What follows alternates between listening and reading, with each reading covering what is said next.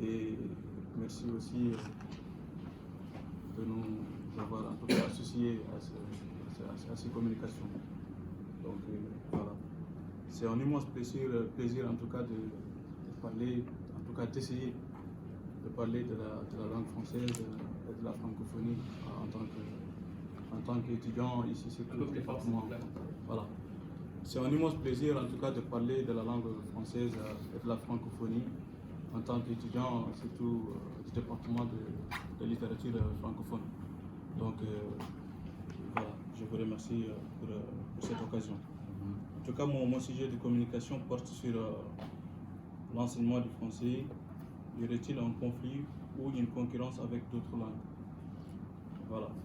Donc, je fais surtout un survol historique que vous avez évoqué, surtout par le biais de la colonisation,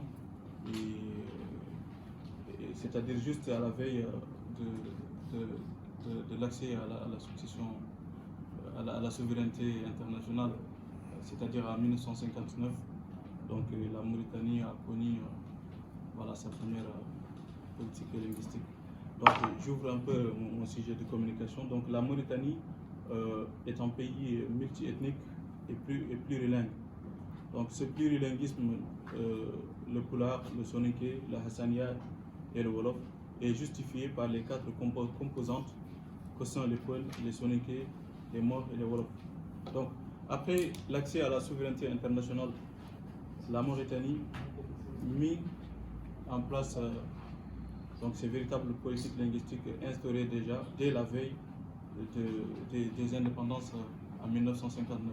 Et bien sûr, dans ce sens, était bien entendu en tout cas d'instaurer la langue française dans la Constitution, parce que étant un nouveau État, il faut en tout cas un nouveau système par lequel passe le gouvernement et la Constitution. Bien. Donc, après cela, je viens au statut des langues. En 1960, l'arabe est considéré comme langue nationale et le français, donc langue officielle. Donc, l'arabe est passé des statuts de langue nationale au double statut de langue nationale et officielle. Alors, le français, quant à lui, est passé du statut de langue officielle dans la Constitution de 1960 à celui de langue d'enseignement aujourd'hui. Donc voilà. Alors en 1980, donc les langues locales telles que le Pulaar, le Soninké, le Hassania et le Wolof sont devenues donc des langues nationales, sont reconnues comme étant des langues nationales. Donc j'en viens aussi aux différentes réformes du système éducatif mauritanien. Donc, c'est-à-dire je donne la date de la réforme et donc, en tout cas, au nouveau sujet. Donc, en 1959, il y avait eu une réforme, donc une réforme de 1959 pour l'instauration du nouveau gouvernement. Parce qu'avant cela, il y avait donc des colons qui dirigeaient et tout.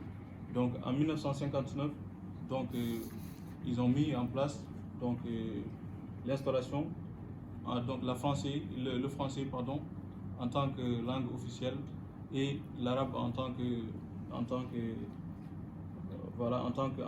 langue d'enseignement. Voilà.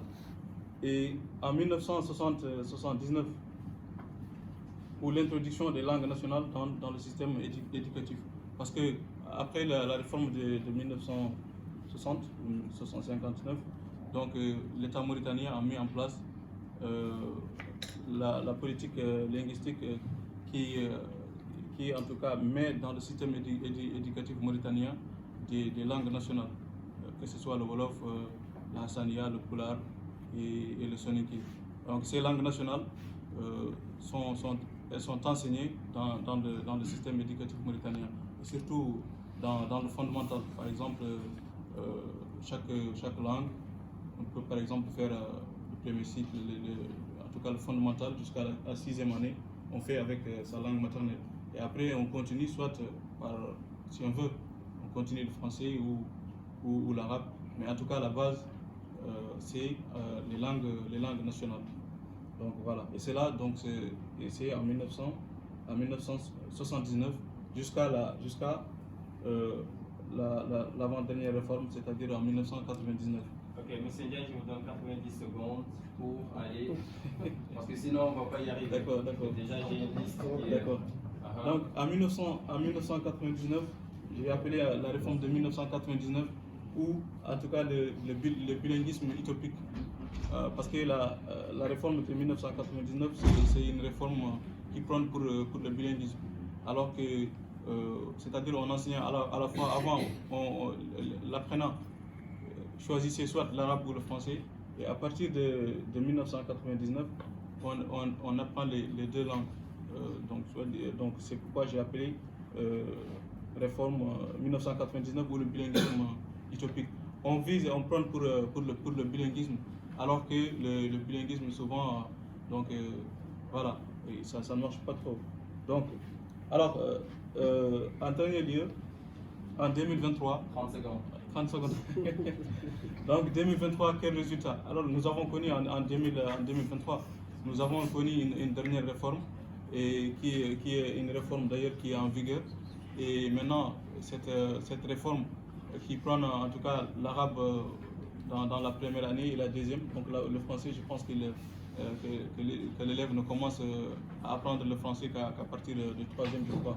Alors, donc cela, comme c'est encore en vigueur, et nous espérons bien que ça donne résultat, mais en tout cas ça ouvre quand même voilà, aux pistes de questionnement.